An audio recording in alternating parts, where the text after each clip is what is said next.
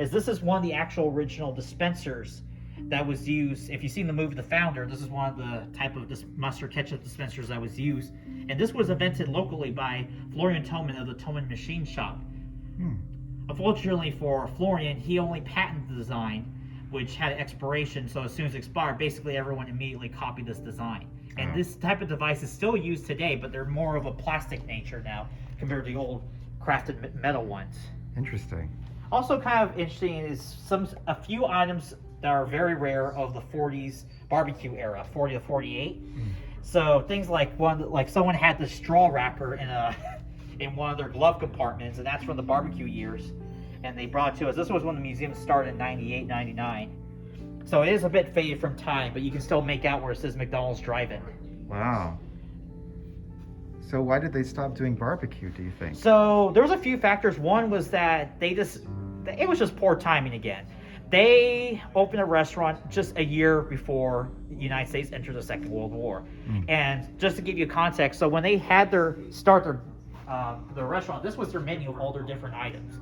You have all different type of varieties of meat, pork, for pulled pork, ribs, beef, hamburgers, hot sandwiches. You have all these different items, but when the war happened, you have to cut down because most of the meat was now being used to support the war effort now.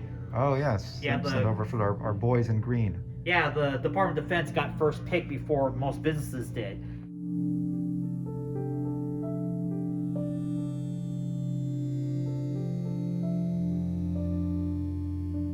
This is some of the funeral obituaries and items from Ray Kroc's funeral in 1984 when he passed away of heart failure in San Diego. Oh, R.I.P. Yeah, so these are this came from a former employee manager who was one of the participants of his funeral. Wow. How many people were there, do you think? It had to be a good number because a lot of people owe their careers to this man, even though now in Al's history he's quite a controversial figure, considering his business practices by today's standards. Yes, I did. I skimmed through the movie The Founder waiting for some mention of pizza. There wasn't any, so I didn't pay too much attention. But yeah. I did get the impression that it wasn't a very favorable portrayal of Mr. Kroc.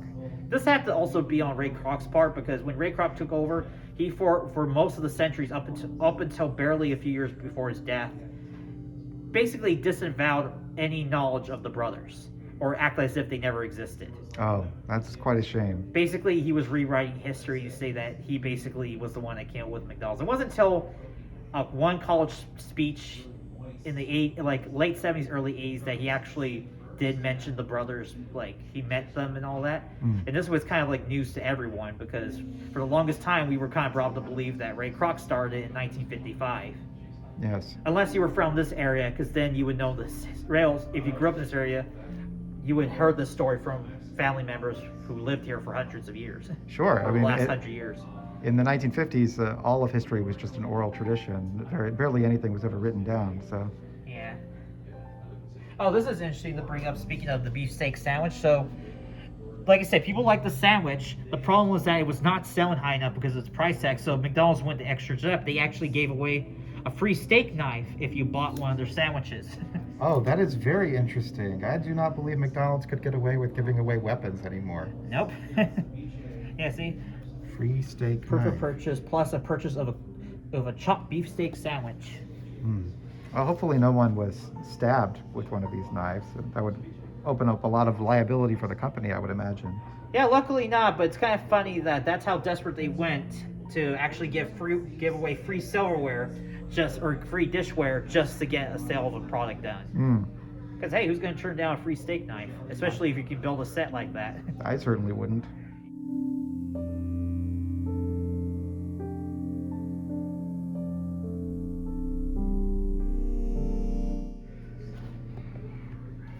And another next interesting section is this little case over here. This is actually props from the movie The Founder that were given to us because when they were in the pre-production stage of this, the Weinstein Company actually came here and did research. We actually helped with some of the research of material that we did have existing up to that point. And when they were done with the filming, they sent us this stuff as pretty much a thank you for our help in their production of the movie for getting much of the history or portrayal of the items correctly. Well, that was very kind of the Weinsteins.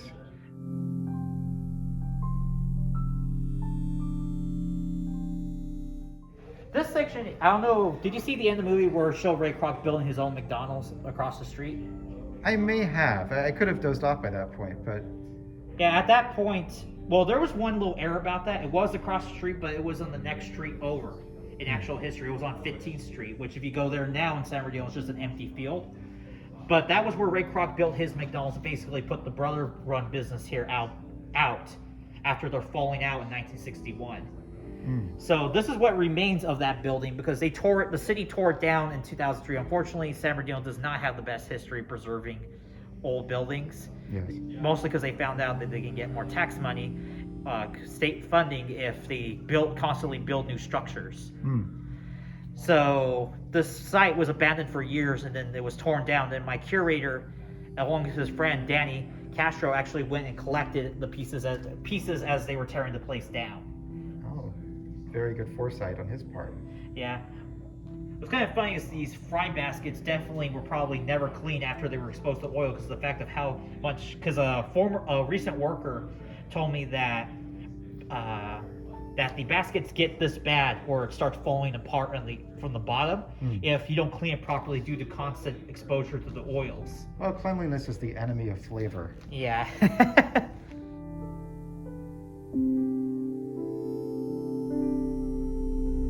I see this hamburger box, Los Lochos Big Jalapeno. Do you know any more about this item? It was a German exclusive. It was basically a quarter pounder burger with slices of, I think it was like, I wouldn't say grilled, but kind of cooked jalapeno peppers mixed in with it. Something that would probably be favorable to someone who loves jalapenos or a little bit of kick in their food.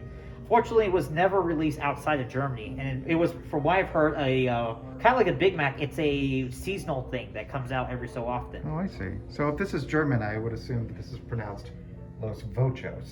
Yeah, I thought that too. I think it's funny that they decide. I was kind of perplexed of why Germany would get something that's more south of the border theme, where I felt like that would have maybe been more successful, maybe southwestern United States. Yes.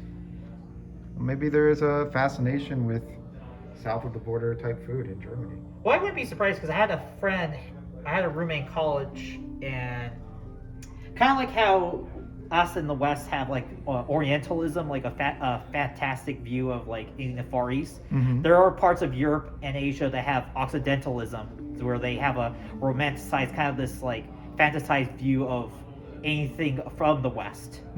So this is probably maybe something that plays on that a bit. I see. Because my friend said he has this park and they have a section that's Wild West theme, and that's where you get the American food, like their version of ribs and stuff like that. Oh yes, I know Germans have a long history of being very interested in other cultures. Yeah. What's interesting too, under the Russian section, and recently McDonald's had just announced that they were discontinuing service in Russia, but this is kind of a look back. This is actually a menu from when they opened the first one in Moscow back in, I think, 1990. I think if I get my years correct. I believe that is correct. The heyday of McDonald's pizza. Yeah, this is when this was part of a 10-year contract deal or a 10-year negotiation McDonald's Corporation had with the Soviet government just to open this McDonald's. And kind of funny you said about pizza, because they weren't the first Western fast food to enter Soviet Union. The first one was actually Pizza Hut. Because Pepsi, the soda company, already entered the Soviet market as far back as the 60s and 70s period. It was one of the few drinks Western products that was allowed into the Soviet Union, and it was highly popular. That's why Coca-Cola was trying their best to try to get into that market. But because Pepsi eventually bought out Pizza Hut, that kind of led to the conduit for them to introduce this new product into the Soviet Union in its last years. This item looks particularly delicious. It just caught my eye. McDonald's condensed borscht. Yeah, borscht is it's kind of like, I wouldn't say like a bump. It's a unique type of, I wouldn't say, it's like a hot pot dish. and any of your viewers can correct me wrong on it, but from what I understand, borscht is kind of like this everything type of broth soup like dish. So some people, so as far back, it's a main dish that goes back to like the peasantry from the Tsarist era.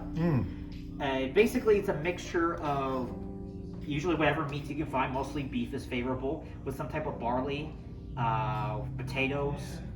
It's kind of like this, like, just basically, it's a dish created from, unfortunately, historically, of desperation, just whatever you can come across. Cabbage at times, basic stuff that maybe a farmer or someone who lives in the countryside would have plenty access to. Okay, and this plaque commemorating a gentleman named Rusty Bean. Yeah, he's the one that donated. We need to update that because my curator put the wrong year, because this is from 1990. Because this is, yeah, like I said, he's the one that donated this original Soviet era menu. Oh, well, hats off to Rusty Bean.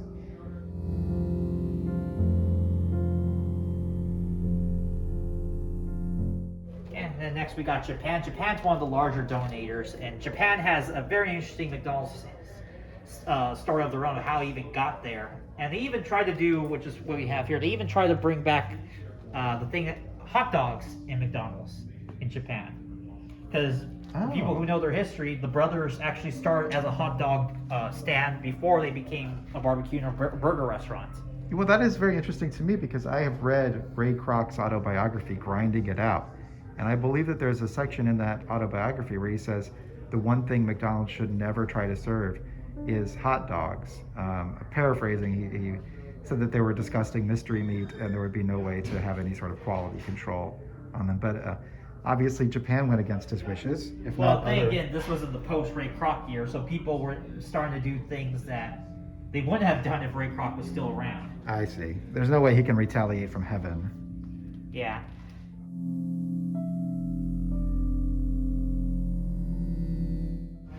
And then we got our Canada section here. The only thing that it would be nice to go with this in relation to the pizza is because Canada also got gotten into the pizza action when McDonald's tried to enter that.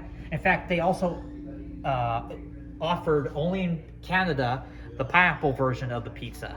Oh, really? Yeah, because pineapple pizza is originally from Canada, so it's a Canadian, you could say, specialty. They even got a commercial you've probably seen with Howie Mandel promoting this new McDonald's pizza for Canadian viewers. Right now at McDonald's, we've got a surprise. You can get a personal-sized pepperoni pizza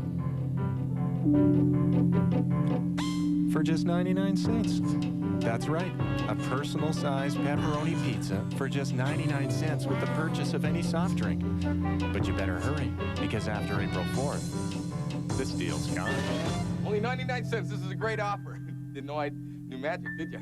Hands are quicker than the eye. At McDonald's today. But unfortunately, no one has brought in any Canadian exclusive objects that's related to the McDonald's pizza. I did not know that Canadians were the first to put pineapple on pizza. Yeah, there's a story behind, I'm trying to remember off the top of my head, but basically there was just this interest in kind of adding this kind of sweet with, I wouldn't say sweet, but more like a tangy with I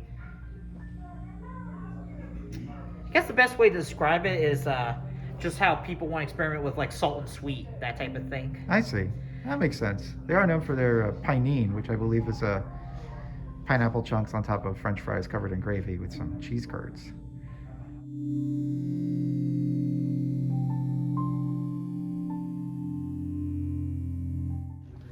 Oh, here's some of those plates I was mentioning. Oh, the Olympic plates. Yeah. And those were just kind of locally distributed? Those were distributed nationwide because, like I said, McDonald's was one of the main contributors.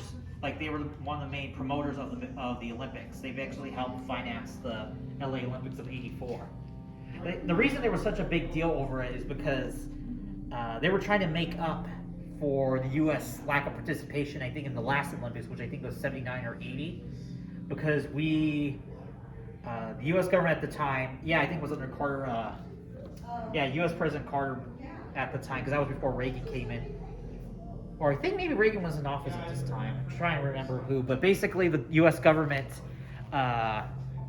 vetoed to participate in the Olympics in Moscow because that was when the Soviet Union was invading the nation of Afghanistan. I know, quite ironic. Yes. So because I remember of that, if you watch the film Rambo 3, I believe that the plot of the movie is that Mr. Rambo teams up with Osama bin Laden to defeat the Soviets. yeah, it was a different relationships at the time, and because our attempt to kind of boycott as protest, we missed out on the Olympics of that year. So this was kind of seen as this big makeup for that loss last time.